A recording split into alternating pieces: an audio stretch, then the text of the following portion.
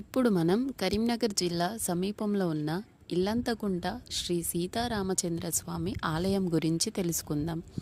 ఈ ఆలయం విశ్వాసానికి, ఆధ్యాత్మికతకు ప్రతీకగా నిలుస్తుంది.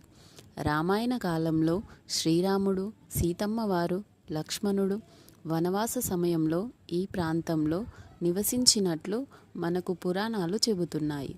ఇక్కడే శ్రీరాముడు తన తండ్రి దశరథ మహారాజుకు పితృకర్మలు నిర్వహించాడని విశ్వసిస్తారు.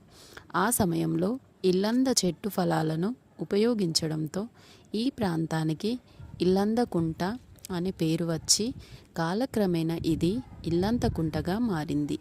ఈ ఆలయాన్ని కరీంనగర్ భద్రాచలం లేదా రెండవ భద్రాచలం అని కూడా పిలుస్తారు. స్వయంభూ శ్రీ సీతారామ లక్ష్మణుల విగ్రహాలు ఈ ఆలయ ప్రత్యేకతగా నిలుస్తాయి. ప్రతి సంవత్సరం శ్రీరామనవమి సందర్భంగా జరిగే సీతారామ కళ్యాణోత్సవాలను వేలాది మంది భక్తులు దర్శించుకొని స్వామివారి ఆశీస్సులు పొందుతారు. ఈ మహోత్సవాలు ఎంతో వైభవంగా నిర్వహించబడతాయి.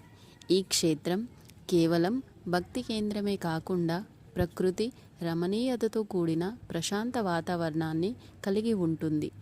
పర్యాటకులు ఇక్కడి ప్రాచీన శిల్పకళను, ఆలయ పరిసరాల్లోని ఆధ్యాత్మికత, ప్రశాంతతను ఆస్వాదించవచ్చు.